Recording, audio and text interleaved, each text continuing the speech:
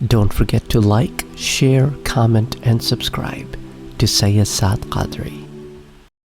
السلام علیکم ورحمۃ اللہ وبرکاتہ. ایک بھائی نے بڑا انٹرسٹنگ سوال کیا ہے کہ نیکی پر تکبر کیا ہے. کیا اللہ کے توفیق سے جب ہم گناہوں کا راستہ چھوڑتے ہیں اور نیکیاں کرنا شروع کرتے ہیں تو نیکی کرنے پر ایک خوشی کا احساس ہوتا ہے, یا گناہ کے چھوڑنے پر ایک خوشی کا احساس ہوتا ہے؟ اللہ کی قربت جب محسوس کرتے ہیں تو خوشی کا احساس ہوتا ہے, نیکی کے راستے پہ چلنے کی خوشی کا احساس ہوتا ہے. تو کیا یہ خوشی کا احساس جو ہے یہ بھی تکبر میں شامل ہوگا یا یہ تکبر میں شامل نہیں ہوگا؟ دیکھیں, بات کو سمجھنے کی کوشش کریں کہ تکبر کیا ہے. تکبر جو ہے یہ انا سے جنم لیتا ہے, یعنی انسان اپنے دل میں یہ خیال محسوس کرے کہ میں بہتر ہوں دوسروں سے. یہ وہی فیلنگ ہے جو شیطان کو ہوئی تھی جب آدم علیہ السلام کو سجدہ کرنے کا حکم ہوا تو کہنے لگا کہ میں اسے سجدہ کیوں کروں, انا خیر منہ,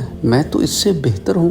تو انسان کو اگر اپنی پارسائی کے اوپر یہ گمان ہونے لگے کہ میں تو بڑا نیک ہوں, میں تو بڑا پرہیزگار ہوں, میں تو بڑا پارساں ہوں, یہ تکبر کا سٹارٹ ہوتا ہے. اس کے بعد نیکسٹ سٹیپ میں کیا ہوتا ہے کہ وہ اپنے آپ کو چونکہ نیک سمجھنے لگتا ہے, اس لیے وہ دوسروں کو گناہگار, مجرم, سیاہکار, اپنے سے کمتر گرداننے لگتا ہے. اس کے اندر تکبر کا بیج یوں جنم لیتا ہے کہ اس کی نظر لوگوں پر بڑی حقارت سے پڑتی ہے, وہ لوگوں کو اپنے سے حقیر جاننے لگتا ہے, کیونکہ ابتدا یہ ہوئی تھی کہ وہ اپنے آپ کو دوسروں سے نیک سمجھ رہا تھا. تو ہر ایک کے اوپر نکتہ چینی کرنا, کہ پھر اس کا ایک آغاز یوں ہو جاتا ہے کہ پھر ہر ایک پر نکتہ چینی کرنا. تو جو دل میں میل تھا کہ میں بہتر ہوں اور دوسرا سٹیپ کہ دوسرے حقیر ہیں, تو تیسرا سٹیپ اب وہ نکتہ چینی پہ آ جاتا ہے. دیکھیں, اصلاح اور ہوتی ہے. اب آپ یہ نہ کہیں کہ بھئی پھر ہم کیا کسی کی اصلاح بھی نہ کریں. نہیں, قرآن کریم میں جو حکم ہے نا کہ ایک دوسرے کے ساتھ تعاون کرو علی البر والتقوی ولا تعاونوا علی الاثم والعدوان,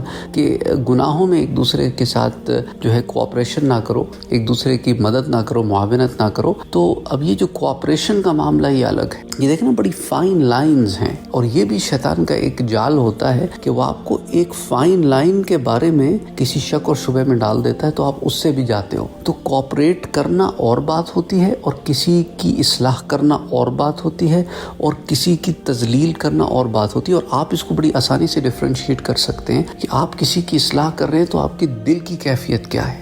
اگر آپ کی دل کی کیفیت اس کو گرانا ہے, اس کا مذاق اڑانا ہے, اس کو طنز کرنا ہے, اپنے آپ کو اس سے بہتر سمجھنا ہے, تو پھر یہ غرور تکبر میں آئے گا. اور اگر واقعتاً آپ مخلصانہ طور پر اس کی مدد کر رہے ہیں کہ وہ نیکی کے راستے کی طرف آ جائے, گناہوں سے بچ جائے, تو پھر یہ اصلاح کا معاملہ ہو جائے گا. تو اس لیے یہ اٹس آل اباؤٹ کہ آپ اندر کیا چل رہا ہے. اس لیے اللہ سبحانہ و تعالیٰ نے کیا فرمایا قرآن میں کہ اللہ عز و جل تو وہ ہے کہ انہ علیم بذات الصدور, وہ تمہارے دلوں کے بھید جانتا ہے کہ تم جو زبانی جمع خرچ کر رہے ہو اس کے پیچھے جو مقاصد چھپے ہوئے ہیں, the reasons behind things, the intentions behind things, the feelings behind things, وہ تو تمہارے سر سے بھی, سر سے بھی, خفی سے بھی, اخفا سے بھی, ہر شے سے واقف ہے. اس کے علم میں تو تحت الثری بھی ہے, آسمانوں کی بلندیاں اور اس سے ماوراء بھی ہے. تو وہ تو ہر شے کا احاطہ کیے ہوئے ہے, اس کا علم ہر شے کا احاطہ کیے ہوئے, چاہے کتنی چھپی ہو یا کتنی عیاں ہو, کتنی ظاہر ہو, کتنی اوپن ہو. تو اس لیے امید کرتا ہوں کہ اس سے آپ کو یہ بات سمجھ میں آ گئی ہوگی کہ نیکی پر غرور کی لائن کہاں شروع ہوتی ہے. وہ نیکی پر خوشی میں نہیں ہوتی. نیکی پر خوشی تو ایک خوشی کا اظہار ہے. اگر یہ خوشی شکر گزاری کا راستہ اختیار کر لے کہ باری تعالیٰ میں تیرا شکر گزار ہوں کہ تو نے مجھے اس راستے پر ڈالا, تو اس طرح آپ اس وبال سے بچ جائیں گے جسے نفس کا وبال کہتے ہیں, جو انسان کو غرور و تکبر میں مبتلا کر دیتا ہے.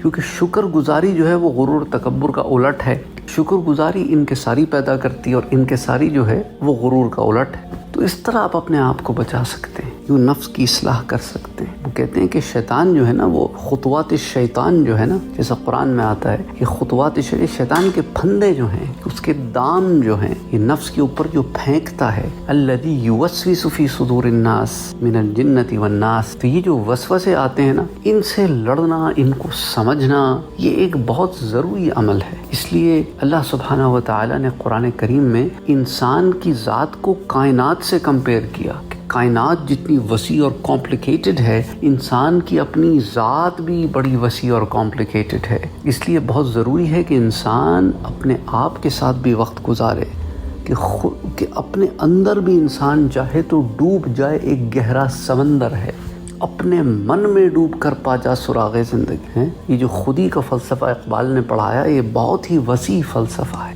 تو بہرحال امید کرتا ہوں کہ اس سے آپ کو مسئلہ سمجھ میں آ گیا ہوگا۔ السلام علیکم ورحمۃ اللہ وبرکاتہ۔